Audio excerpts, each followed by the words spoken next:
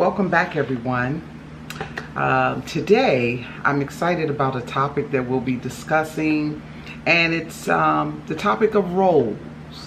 We're going to discuss role theory. Anyone who is familiar with sociology has definitely come across this concept and this theory, and has had to at one time or another discuss it or write a paper on it or answer a discussion board about it. But role theory is a very, very, very interesting concept, and I really like it simply because it helps us define who we are, the person that we have become, the character that we play every day in our life.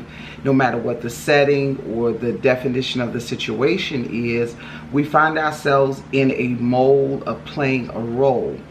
And everybody that knows sociology or deals with social science has come across Emil Durkheim's dramaturgical theory or concept in sociology. And I found that to be very interesting. As a matter of fact, when I took Sociology 101, I wrote a paper on the concept of being born to perform. And I found that to be a very interesting topic and a very interesting companion to Emil Durkheim's dramaturgy, and where he believes that life is a stage. And we all are on that stage playing our roles, playing out our part. And we have conflict. We talked about conflict theory. Playing roles can often lead to conflict, not only in social settings or when we're dealing with one another, but conflict also comes within ourselves. So this topic of roles that we play in society, I think, is very important to understanding how sociologists use their imagination. One of the issues that we talk about when we talk about role theory is that it's one of the activities to be acting out of socially defined categories, such as your mother, you're a mother, you're a father, a sister, a brother, you're a teacher, you're a politician, you're a lawyer, you're a pastor, you're a preacher, you are an anthropologist, you are a geologist, you are a sociologist, you are a psychologist. You play so many different roles in your life. And each role that you play, whether you are familiar with this or not, comes with a set of rights, duties, expectations, norms, and behaviors that a person has to face, and not only face, but in order to be considered that particular person or that particular role, you have to fulfill the responsibilities of that role. And we know that in a lot of the minority communities, we struggle, as men struggle with roles as fathers. Society has definitely constructed a image of the black man as a absentee father, or as an abuser, or someone who is negligent in his responsibility as a father and as a family man, as a husband, as a son. But those roles are constructed by society, and we fulfill them because society makes roles. It's a systematic concept that we have to fulfill every day in our lives. I'm sitting here teaching, I'm sitting here sharing, and I consider myself a sociology student or social science student simply because I have a bachelor's in sociology and I have a master's in psychology. And so there is a responsibility that comes along with saying, okay, I am a bachelor, I am a graduate, undergraduate, and I am a graduate. So there are certain responsibilities, duties, norms, and such that comes along with that particular role that I play. And so I think it's very, very interesting that we are living on this big, humongous, beautiful stage called life. And each one of us are fulfilling our roles, and we're not always meeting the mark. So oftentimes, you walk up to someone and they'll say, oh, you're a teacher, but you're a bad teacher. You don't teach well. Well, maybe that particular personality is not fit for what that person has been told a teacher is. Doesn't mean you're not a teacher. It just that means that that person has been socialized to believe that a teacher has a certain type of personality or character or carry themselves a certain way. And that person has been socialized to believe that. However, it does not make you not a teacher. What it does is it causes conflict in that person as to what he has been taught a teacher is or a teacher does. And so let's get into it. I am sharing information from my own relationship with role theory in school, as well as in notes, Spark Notes. I know many of you students, anybody that is a student will definitely be familiar with Spark Notes, because some of us couldn't even get through school without tapping into Spark Notes. And so we're going to be using some of their information, and as well as sharing information that we believe can be supportive of the notes that we're sharing. And so in this topic, we're talking about status and roles. Status describes the position a person occupies in a particular setting. We all occupy several statuses and play the roles that may be associated with them. And so basically what happens is, if you are considered to be, like I said, a student, that is a status. I was sharing with my sister, who I'm so excited, she just graduated with her bachelor's in human resources from University of Maryland. And in that status, I told her, I said, one of the things that we don't realize is that by now being a part of the status of the graduate or the graduate class or the college degree class, that puts you in a different role in society, or society has more expectations of you now that you have achieved this particular accomplishment. And so it's not just, oh, I have a degree.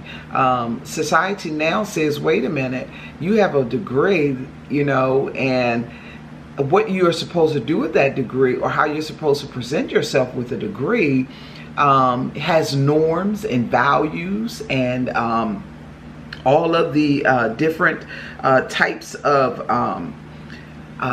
occupations and expectations that come with that class and that status. And so when you're talking about roles, you're not just talking about, you're auditioning to play a role, and then when that role is done, said and done, like in Hollywood or in the media and television, once you fulfill that role, you're done with it.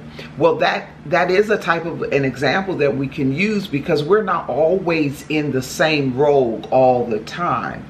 And so oftentimes we'll find ourselves in role conflict, or we'll deal with some role strain, which we'll try to get to in this particular setting. But so for instance, your status as a student, because a lot of my audience that I'm dealing with are part of my Facebook page on sociology, where we have over 7,000 followers with that page, and every day we're trying to help students get through their college education. Maybe there's some questions that they need to answer. We try to share materials that can help them understand the topics of sociology and psychology.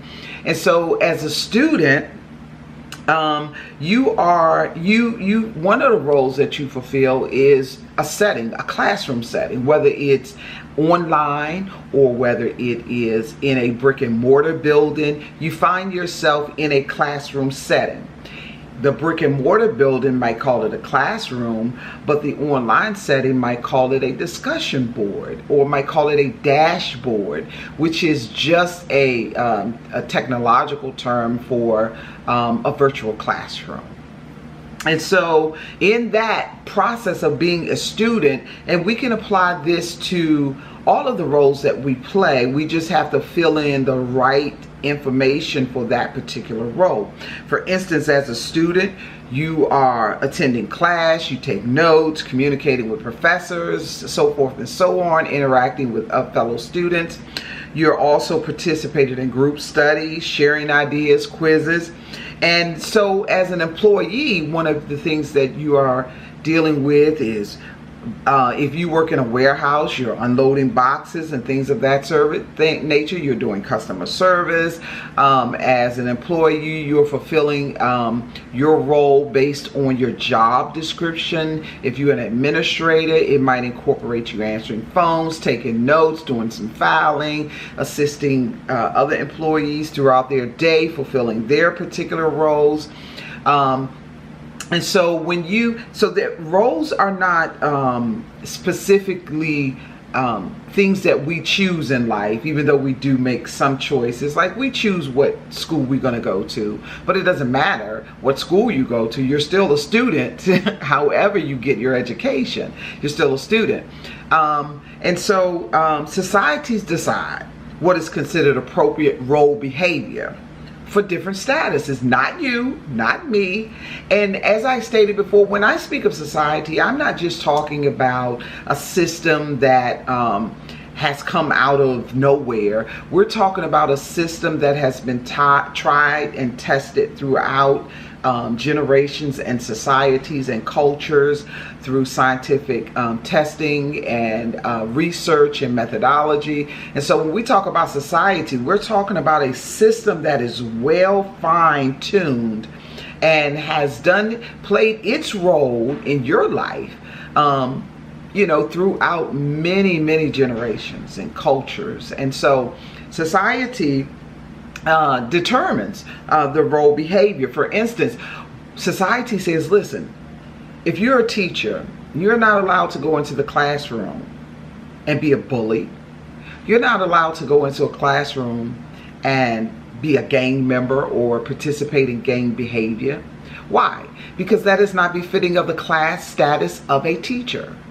It's not even befitting of the situation, the definition of the situation that you're in as a teacher. So, in other words, you have to behave appropriately for your status and for your class. For instance, another example would be if you are a religious person and you attend a church, a mosque, a synagogue, or a temple, you have to play the proper role and act out the proper behavior for that particular situation. If you are a leader in a religious organization, for instance, a pastor, we would not expect pastors to commit adultery. Now, would we? Oh, yes, but they do. We would not expect a pastor to drink alcohol or participate in promiscuous behavior. However, they do. We would not expect a choir director in a church to actually play R&B in the church setting. However, they do. So this is role conflict and role strain that we're talking about. But however, it doesn't matter. Those roles are already set into place by society. And so we come in and we fulfill the role and not necessarily create the role. We fulfill it. Even those of us who have our own businesses and we set up positions in those businesses that we want our employees to fulfill, and there are certain ways we expect them to act. Even when you're working in a fast food restaurant, you can't go into a fast food restaurant as an employee and expect to serve food and not wash your hands, right? But they do. So these are things that we need to look at. So we're not going to try to get too deep into that, but let's finish. Society is considered it inappropriate for a mother to assume the role of authority in the family. That's in some societies. Other societies ascribe lots of power to the status of mother. In some societies, students are expected to be completely obedient to teachers. In American society, the student roles involves asking the teacher questions and even challenging the teacher's statements. So you see how different societies have different roles that they may be the same role, but they have different norms and values and behaviors that they expect those particular people fulfilling those roles to fulfill. And so we talked about role conflict. Now, I have often talked to friends and relatives and associates, and oftentimes when I listen to them talk, is when you go through social science, your ear is fine-tuned to certain dialogues. And oftentimes when I hear them talk and they share their experiences, whether it's concerns or joys, I hear role conflict all the time. It's almost like a different tone that comes along with the conversation. Even if I'm counseling somebody or if I'm advising someone, I hear role conflict often.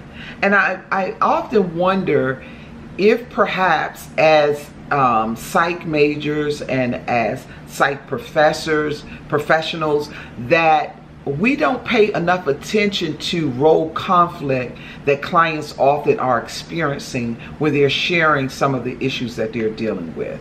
Sociologists don't often pay attention to some of the concepts that we go through in the classroom because we have not yet had the experience of implementing our knowledge into our everyday life. And so role conflict, let's look at a definition of role conflict.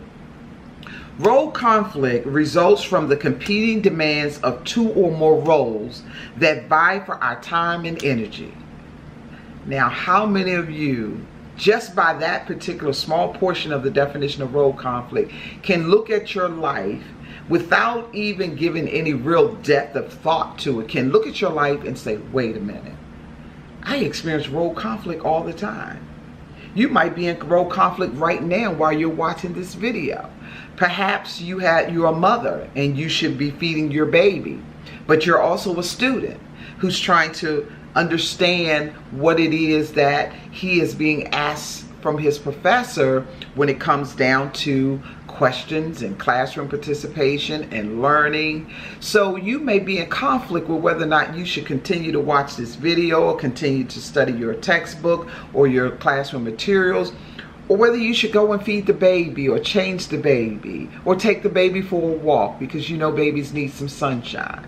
So you might find yourself in a conflict with that role. Even your role as a wife, you might find conflict like, well, I'm working every day I'm cleaning house, I'm cooking, I'm taking care of the baby, I'm trying to get through school. When do I have time to be a wife?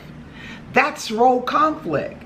The problem is we don't know how to basically fulfill roles and then let them go because we attach identity to roles that we play. And some of our identity is more strongly attached to certain roles than it is to others. We may feel and I think women might be able to identify with this. When we're dealing with our children, we may have a stronger connection to that mothering nature than we do to all the other roles that we're responsible for in life. And the strain that we feel is if we don't feel like we're a good mom, then we might be angry throughout the day, or we might have a lot of stresses and strains. We may not be able to necessarily give the quality attention that we want to give to our children, and so it kind of spills over into frustration, a little tension, where we're not as patient as we should be with our children. And then we are being pulled by our employee, our employer, who's saying, listen, you have a deadline for this project. I know you're a mother. I know that you have these other things, but my relationship with you is that of an employer and employee. So it's up to you to define the fine line between the role that you are as a mother and the role the responsibility that you have as an employee. And so we know that we experience role strain. role conflict. The more statuses we have and the more roles we take on, the more likely we are to experience conflict. Now, what would that tell you? Wouldn't that say to you to take a step back and look at all the roles that you play in your life and ask yourself, what can I let go? Or what is more important to me? Which of these roles that I'm playing am I giving more attention to? And why am I giving more attention to this role as opposed to this particular role? How does this role actually impact my life? If I let it go, what will my life be missing? What will I be neglecting? What part of my life will be neglected if I give up this role? Or if I give less attention to this role?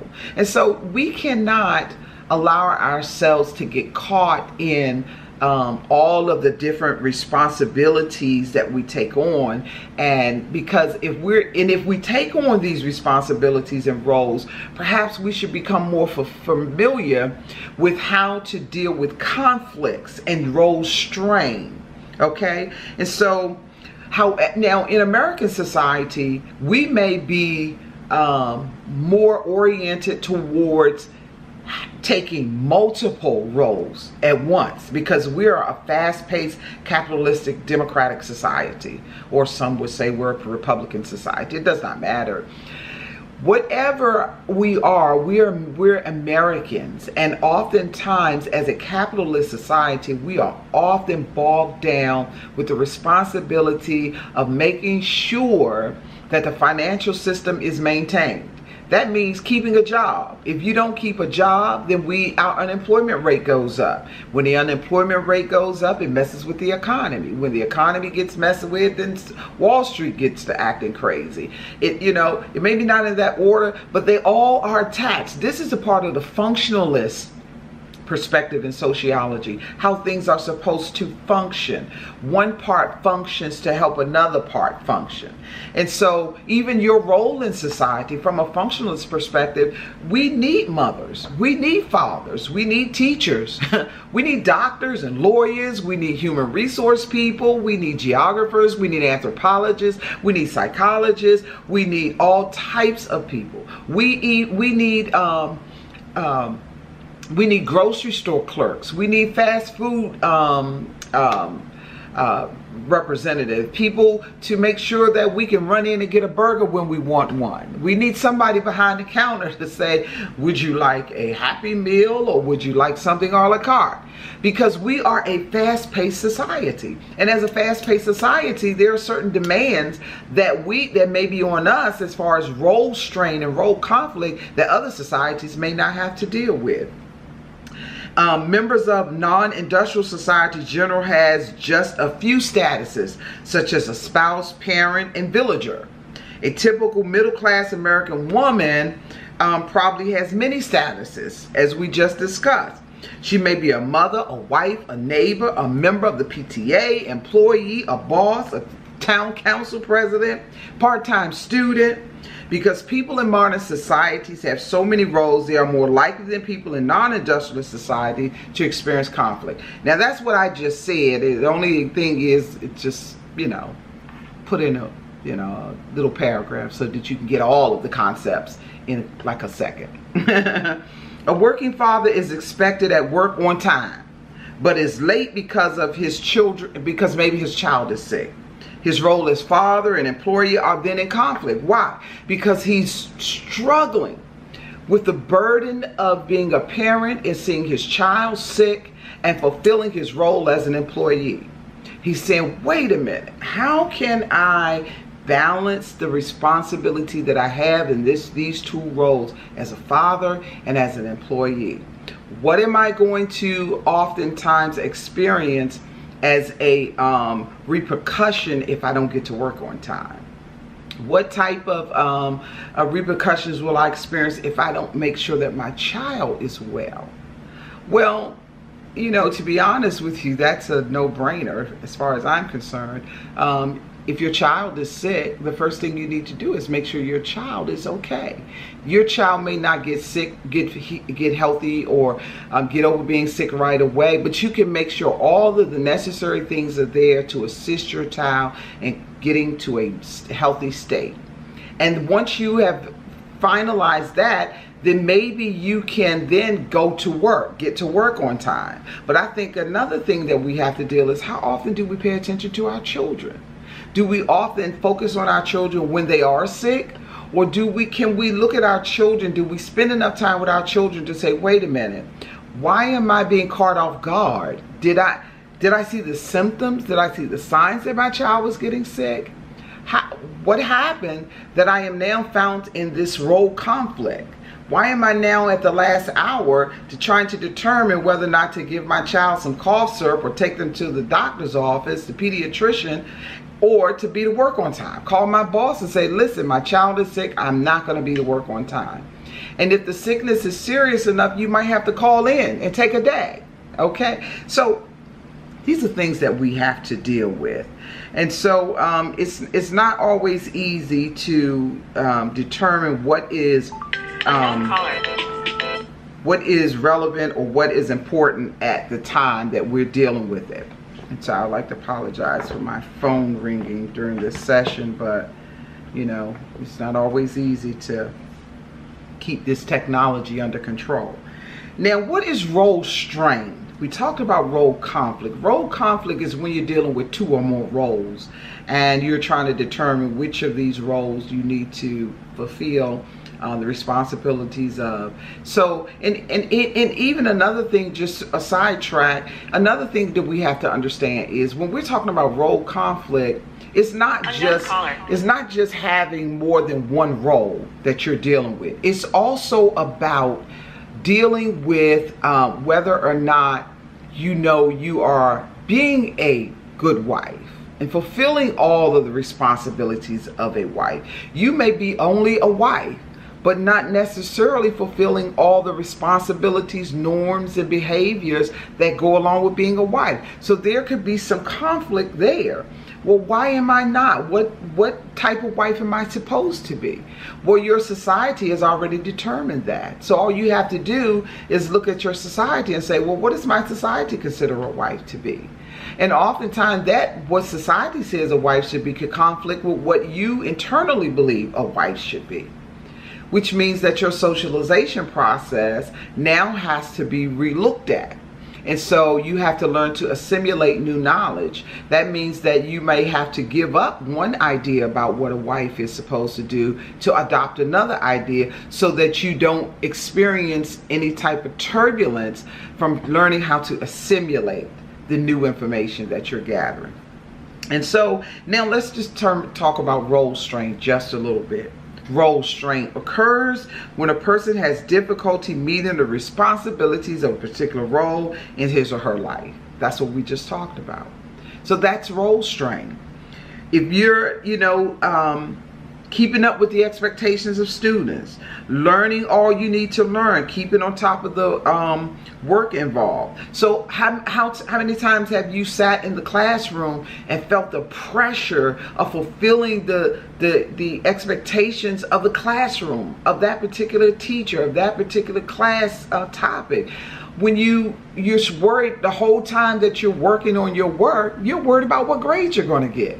You haven't even done the work yet, but you have already jumped to the end of it and said, I'm not going to get a good grade in this class, or I'm not comprehending this properly. But yet you're not the one that's going to grade your work.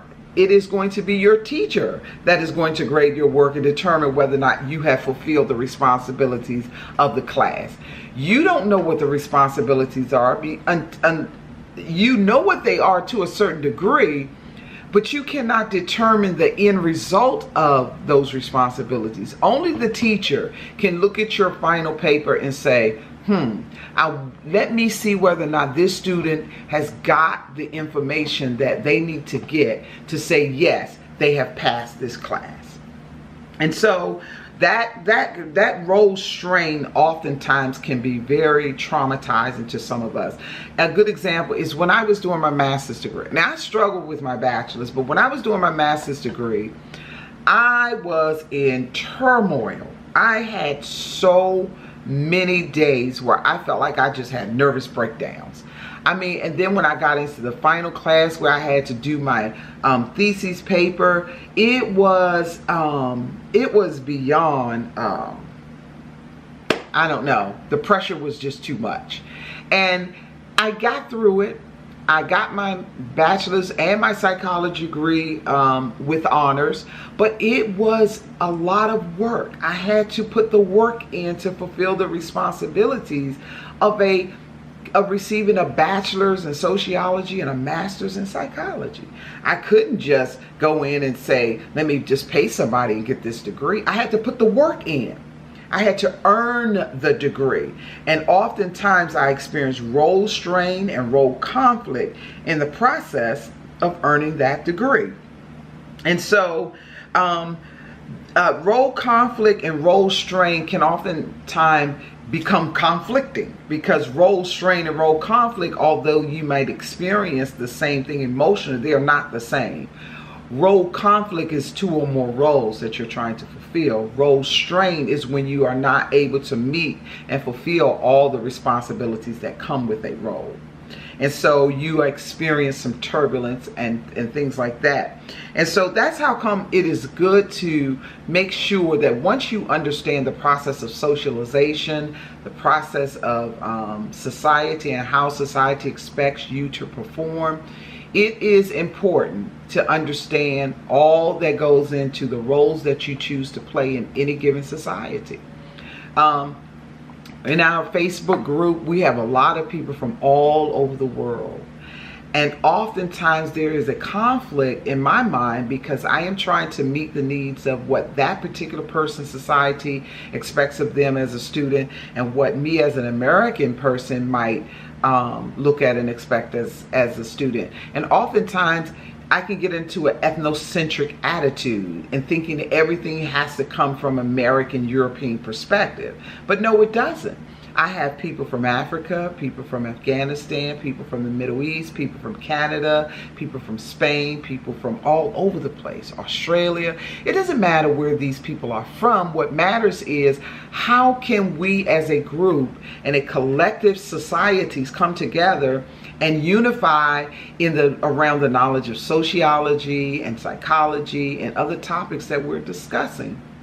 So we're not going to prolong this topic. It was good having this conversation with you, and I look forward to spending time with you again. Hopefully this was a good topic for you and that it gave you some insight into role theory as it deals with sociology and psychology. Role theory may look different because it is different. So thank you very much, and we will see you next time.